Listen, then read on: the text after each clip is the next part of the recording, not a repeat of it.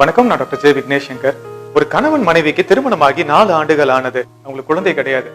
2 பேருக்கிடையே கருத்து வேறுபாடு அதிகமா இருந்ததுங்க. பரஸ்பர ஒற்றுமை இல்லாம 2 பேரும் வாழ்ந்துகிட்டு இருந்தாங்க. ஒரு கட்டத்துல பிரிஞ்சிடலான்னு கூட அவங்க யோசிச்சாங்க. அந்த சூழ்நிலையில தான் அவங்களுக்கு 5ஆம் ஆண்டு திருமண நாள் வந்ததுங்க. அன்னைக்கு மனைவி கணவன் கிட்ட சொன்னாங்க, இன்னைக்கு நம்ம திருமண நாள், சாயங்காலம் வேலையில இருந்து சீக்கிரம் வந்துருங்க, நம்ம எங்கேயாவது வெளியில போலாம் அப்படிங்கிறாங்க.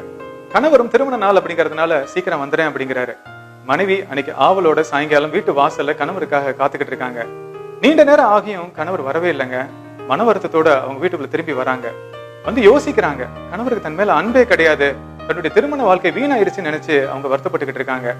அன்று இரவு வீட்டு கதவை யாரோ தட்டுறாங்க. மனைவி போய் கதவை திறக்கிறாங்க. கணவர் வீட்டுக்குள்ள வராரு. மனைவி தன்னுடைய ஆதங்கத்தை எல்லாம் கணவர்கிட்ட வெளிப்படுத்துறாங்க.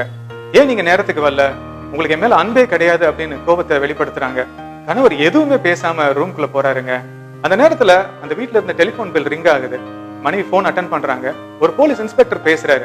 ரமேஷ் யாருன்னு கேக்குறாரு. அந்த மனைவி சொல்றாங்க, என்னுடைய கணவர் தான் அப்படின்னு. மனசை தைரியப்படுத்திக்கோங்க, இன்னைக்கு ஒரு நபர் பஸ்ல இருந்து இறங்கும் போது தவறி விழுந்து அதே இடத்துல இறந்துட்டாரு. அவருடைய பேன் பாக்கெட்ல இருக்கக்கூடிய பர்ஸ்ல இருந்த ஐடி கார்டு எடுத்து பார்க்கும்போது அந்த ஐடி கார்டுல உங்க கணவருடைய பெயர் இருந்தது. அந்த உடலை அடையாளம் காட்டுறதுக்காக தான் உங்களை இப்ப வர சொல்றதுக்காக நான் கூப்பிட்டேன் அப்படின்னு சொல்லி அந்த இன்ஸ்பெக்டர் சொல்றாருங்க. இதை கேட்டவுடன் அந்த மனைவி பேரதிர்ச்சி ஆறாங்க. அவங்களுக்கு ஒரே குழப்பமா இருக்கு. இப்பதான் கணவர் வீட்டுக்குள்ள வந்தாரு, ஆனா இந்த இன்ஸ்பெக்டர் இறந்ததா சொல்றாரு, என்ன நடக்குதுன்னு அவங்களுக்கு புரியல. அப்பதான் ஒரு விஷயத்தை அவங்க யோசிச்சு பாக்குறாங்க. ஒரு நபர் இறந்ததுக்கு அப்புறம் அவருடைய ஆத்மா தன்னை நேசிக்கிறவங்களை வந்து பார்த்துட்டு போகும்னு யாரோ சொல்லியிருக்காங்க.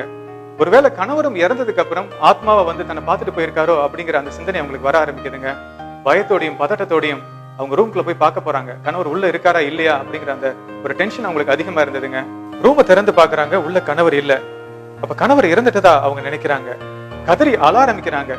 ஐயோ, நீங்க வாழும் போது நம்ம 2 பேரும் ஒற்றுமையா இல்லையே, உங்ககிட்ட என்னுடைய முழுமையான அன்பை நான் வெளிப்படுத்தவே கிடையாது, நீங்க இல்லாத வாழ்க்கைய என்னால நினைச்சு கூட பார்க்க முடியல அப்படின்னு கதறி அழுதுகிட்டு இருக்காங்க. அந்த நேரத்துல அந்த ரூம்ல இருந்த பாத்ரூம் கதவு திறக்குதுங்க. உள்ள இருந்து கணவர் வெளியில வராரு. மனைவிக்கு ஒரே அதிர்ச்சி. கணவர் மனைவி கிட்ட சொல்றாரு, இன்னைக்கு நான் பஸ்ல வரும்போது என்னுடைய பர்ஸை யாரோ திருடிட்டாங்க, இதை உங்ககிட்ட சொல்ல நான் மறந்துட்டேன் அப்படிங்கிறாரு. இதை கேட்டவுடன் மனைவி பெருமூச்சு விடுறாங்க. அப்போ ஒரு விஷயத்த புரிஞ்சுக்கிட்டாங்க. தன்னுடைய கணவருடைய பர்ஸை திருடின திருடன் தான் தவறி விழுந்து இறந்துட்டான் அப்படிங்கறத புரிஞ்சுக்கிட்டு கணவர்கிட்ட ஓடி வந்து அவருடைய கைகளை பிடிச்சு அவங்களுக்கு கிடைத்த அனுபவத்தை சொல்றாங்க. இதை கேட்டவுடன் கணவருடைய கண்கள்லயும் கண்ணீர் வந்துருச்சுங்க.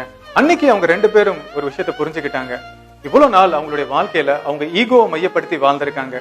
ஈகோன்னு நான் சொல்லும் போது 2 பேருக்கிடையே மிக அதிகமான எதிர்பார்ப்பு இருந்ததுங்க. அந்த எதிர்பார்ப்பு நிறைவேறாதனாலதான் அவங்க மனக்கசப்போட வாழ்ந்திருக்காங்க. அன்னைக்கு அவங்க வாழ்க்கையில அவங்க 2 பேரும் ஒரு முடிவு எடுத்தாங்க. இனிமேல் அவங்க வாழ்க்கைய அன்பை மையப்படுத்தி தான் வாழணும் அப்படின்னு. அன்பை மையப்படுத்தி வாழ்றது அப்படிங்கிறது நம்ம உறவுகள் கிட்ட நம்மளால என்ன கொடுக்க முடியும் அப்படிங்கிற எண்ணத்தோட நம்ம இருக்கணுங்க. உறவுகள் கிட்ட இருந்து திருப்பி என்ன கிடைக்கும் அப்படிங்கிற அந்த சிந்தனை துளி கூட நமக்கு இருக்கக்கூடாதுங்க. நிறைய நபர்கள் அவங்க உறவுகள் இழந்ததுக்கு அப்புறம் தான், ஐயோ அந்த உறவுகள் கூட இருக்கும்போது நம்ம அவங்க கிட்ட இன்னும் அதிகமான அன்பை வெளிப்படுத்திருக்கலாமே, அவங்க கிட்ட மன்னிப்பு கேட்டிருக்கலாமே, இன்னும் விட்டு கொடுத்து போயிருக்கலாமே அப்படிங்கிற அந்த வெறுமையோட வாழ்ந்துகிட்டு இருக்காங்க. நம்மளை சுத்தி இருக்கக்கூடிய உறவுகள் எல்லாமே இறைவன் நமக்கு கொடுத்த பரிசுங்க. நம்ம உறவுகள் கிட்ட நம்ம அன்பை மையப்படுத்தி வாழ்வாங்க. நம்ம உறவுகள் கிட்ட நம்ம எதிர்பார்ப்பை கொண்டு வந்தோம்னாவே அந்த உறவுகள்ல விரிசல் ஏற்பட்டுருங்க. நம்ம எத்தனை தானங்கள் செய்தாலும் பிறரிடம் காட்ட வேண்டிய பெரிய தானம் நிதானம் தாங்க.